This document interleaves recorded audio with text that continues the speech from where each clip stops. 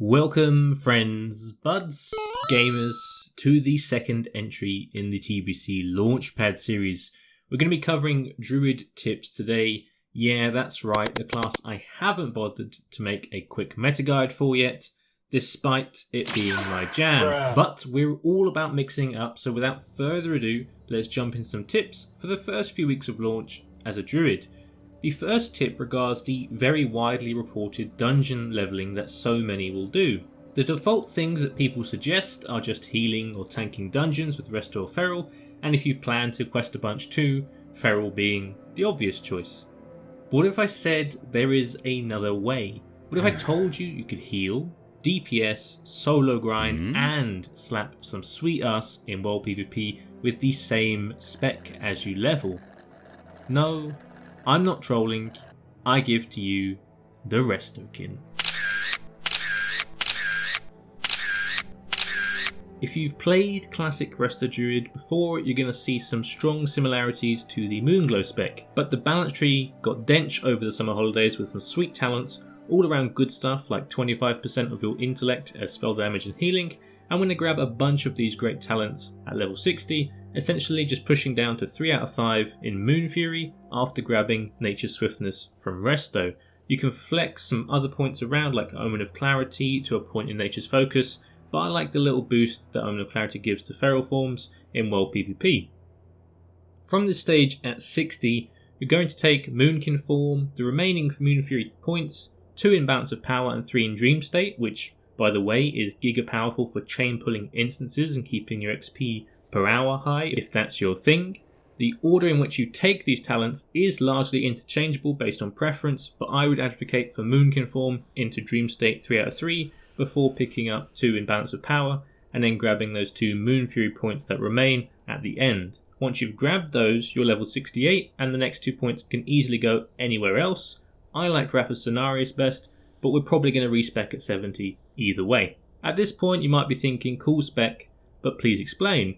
And essentially with the change to healing items in TBC where they provide 33% of their healing as spell damage, you actually slap, especially if you're a raid geared toon entering Outland at 60 or requiring a bunch of dungeon gear as you level. You'll be able to root people with 100% protection against pushback whilst being in a form that provides 400% armor, which essentially means melee are dead on arrival. But not only this, you'll have mana espousing from literally every orifice, especially from level 66 where you have both Life Bloom and 3 out of 3 Dream State to keep you blasting HPS on your team efficiently with minimal drinking. On top of that, with all the damage talents that get improved or added in one way or another to the balance tree, you're going to be able to push out some nice damage for solo play as well, or if you're at the point in a certain dungeon leveling sort of segment where you're super comfy and contribute to the damage as well. Honestly, it's a great life for leveling, one that genuinely should be considered over feral leveling if you're not inclined that way or prefer flexibility. I'll be honest, feral is still the fastest of boys if you're questing, but like I said, if you're into flexibility or if you're playing on a PvP server, I'm going to go out on a limb here and say that it's just the best leveling spec available for druids and isn't really getting the kind of coverage that it justifies outside of some odd arena comments here and there. But on a side note, I am giga pumped to try a similar build in Season 3 and beyond in Arena. Next is something for all druids. Even my feral homies who are probably a little disappointed I challenged their leveling hegemony. Here is a quick tip regarding quests you may potentially skip by mistake if you're not intentionally completing all zones. A checklist, if you will, of rewards you should try not to miss. I have left out all the dungeon quests and the quests that you'll do as part of the attunement chain for Karazhan, just because you're going to do those anyway and they're quite obvious choices by and large.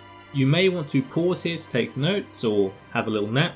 I'm not going to go through each, otherwise this video would be a little bit too long, but I will deep dive a couple that really matter for multi-speccers such as myself. But please note this is from the perspective of someone who wants to remain flexible on specialization in the early endgame. If you have a spec you're set on maining, you may want to just note the key quests I've put up here and move on to the next tip. First, we're going to look at the Hound Master quest. This is a chain in Blade's Edge Mountains, and it provides the first big quest reward in the Outland Zones that is both a tough and important choice for early endgame. It rewards 5 different necks, but the 3 we care about are Natasha's Choker for Feral DPS, Natasha's Ember Necklace for Boomie, and the Guardian Cord for Resto. The first thing I want to say, if you've already got Prestors from Nefarian, or perhaps the Cthulhu or Hygen necks for Resto, this obviously changes things, but assuming you don't have these, the Healer neck is the best option, especially if you're a Scryer.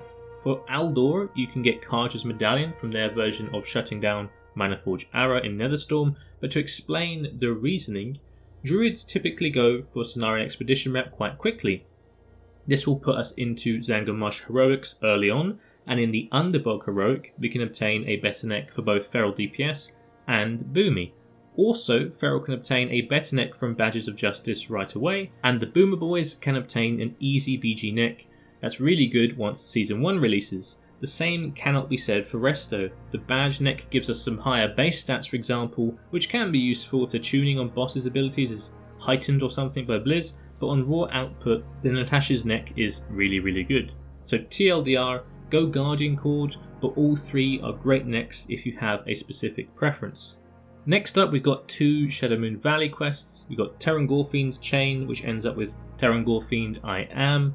It has a choice between 2 leather helms, each with 3 sockets, which is giga powerful early game even if you're just slapping in some cheap gems. The Stealther's Helmet of Second Sight is of course pretty strong, especially for bears that are feeling quite comfortable on survival in the early dungeoning days, but for serious cat DPS you will be power shifting with Wolf's Head Helm once again, and you'll probably end up getting an easy pimp pack crafted for your bear set that really limits the longevity of this item. On the other hand, the Druidic Helm of Second Sight is deceptively good for Resto, even though it's clearly a very strongly designed item for balance. 3 gem sockets is just huge. Shoving in 3 Teardrop Blood Garnets or 3 Ruined Blood Garnets make this helm absolutely awesome for getting to Karazhan and Heroics. In my opinion, unless you're not going to touch Resto or balance, it's a slam dunk for the Druidic Helm. Plus, it's a really cool reskin of Tier 2.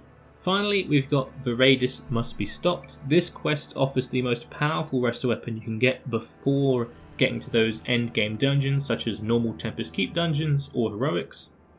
It being a one-hander really sets it apart from similar options that you can get as you level to 70. The reason I bring it up though is that this quest also provides a very nice Feral Staff to use until Cenarian Exalted.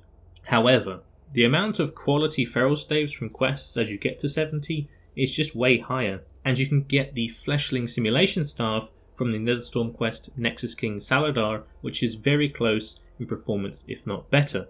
So as Feral, Cenarian Exalted is going to be your top priority in the early weeks, so I would recommend going for the dagger. I don't think you're going to regret it if you're multi-specking.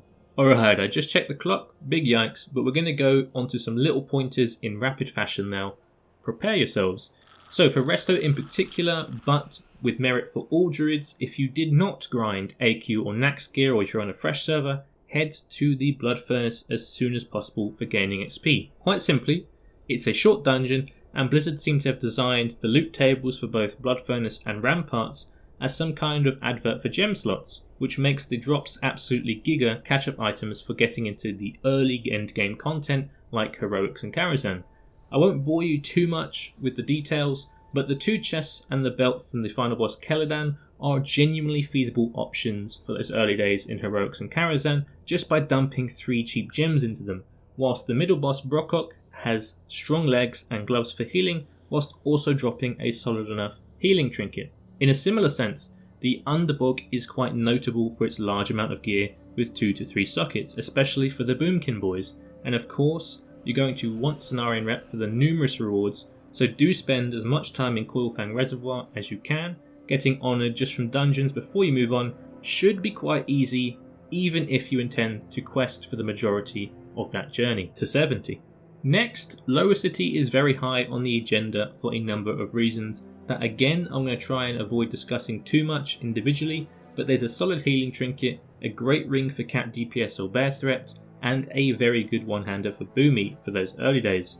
More importantly though, Druids really get a lot from both the process of farming Lower City rep and the heroics that Revered will unlock for you. Normal Shadow Labs has a plethora of drops for all specs, ranging from busted to very solid for the early game. Sethic Halls is a similar story but to a slightly lesser extent, and of course we have the heroic versions, where Murmur in the Shadow Labs can drop the best healing weapon outside of raids or arena, as well as some very competitive boomie legs until you craft Spellstrike. And the final boss from Sethic Hall's heroic has a nice staff for boomies if you don't plan to push to Exalted with the lower city. On top of this, whenever Epic Flight Form is released, which could be from launch, it really will depend on Blizzard's approach, you will need access to Sethic Hall's heroic to complete the chain. Speaking of that quest, another tip is that whenever it's available, you can make some solid gold selling summoning services for the boss that drops the mount, Raven God Anzu, for all those mount collectors that Asmongold has spawned. Pricing will depend heavily on progressive versus fresh, but suffice to say, with it being a daily lockout, rather than being spammable, you can make some decent gold throughout the expansion to the daily Sethic sale.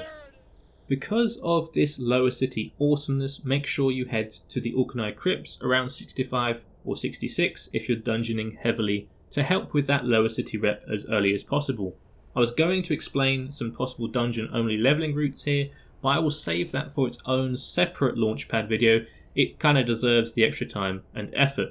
But I do have one final thing for my Druid friends.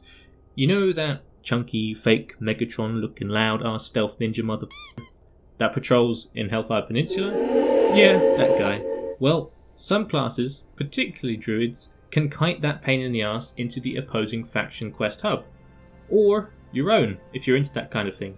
The PvP set, I will say, which is pretty easy to get after the pre-patch, is super useful for that speed bonus. You really can't afford to get tickled at all by this guy, so you're just going to have to run as fast as possible before he catches you. The trick is going to be to have that minimum distance. You'll notice the pathing, and once he gets to the minimum distance to the opposing faction's hub, or your own, you can start the kite. He will eventually catch you, I believe, by a few percentage points. He's a little bit faster, but you can drag him into the hub by yourself. So yeah, you can be a troll like no other on launch, and I know some of you will find deep pleasure in that.